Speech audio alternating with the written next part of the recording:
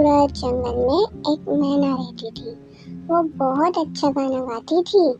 जंगल के तमाम जानवर उसकी आवाज़ सुनने के लिए जमा हो जाते थे। एक दिन मैना अपनी पसंदीदा जगह पर बैठी गा रही थी। उसकी आवाज़ में इतनी मिठास थी कि हवा भी उसके इर्द गिर्द झूमने लगी।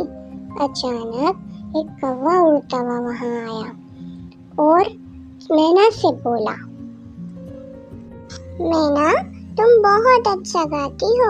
तुम्हारी आवाज़ बहुत खूबसूरत है, मगर क्या तुम जानती हो कि तुम्हें इस आवाज़ का सही इस्तेमाल कैसे करना? मैना ने हैरत से पूछा।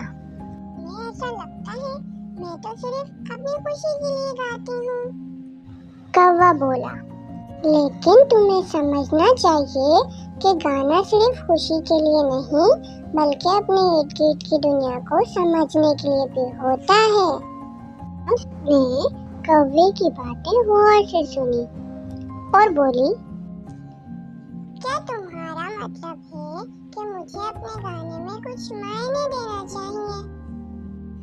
कौवा बोला, बिल्कुल। जब तुम गाती हो तो जंगल के दूसरे जानवरों को इस तरह से तुम्हारी बातें समझने में मदद मिलेगी। मैना ने सोचा और कहा, ठीक है, मैं कोशिश करूंगी। अगले दिन मैना ने अपने गाने में कुछ तब्दीलियां की। अब वो ना सिर्फ अपनी खुशी के लिए गाना गाती, बल्कि जंगल के हालात, जानवरों की हिफाजत के बारे में भी गाने लगी। इसकी आवाज में एक नई कुव्वत पैदा हो गई। जंगलों के जानवरों ने भी इसे बहुत पसंद किया।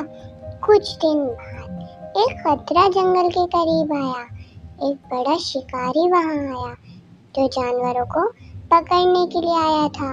जंगल के जानवर खौफजदा हो गए, छुपने लगे, भागने लगे। मैना ने ये देखा तो फौरन गाना शुरू कर दिया, चुप रहो, छुप जाओ, खतरा आ रहा है, जल्दी करो।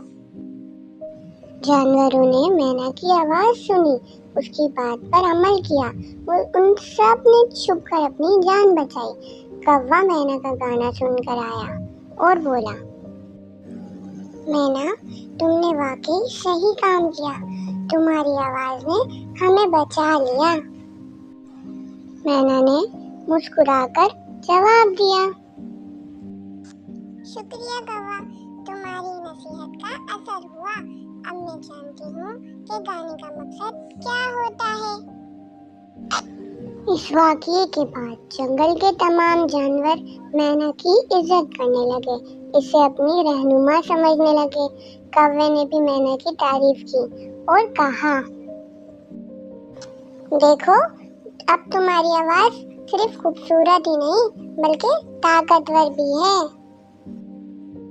मैना ने समझ लिया कि खूबसूरत गाने का मकसद सिर्फ खुशी फैलाना नहीं, बल्कि दूसरों की मदद करना भी होता है।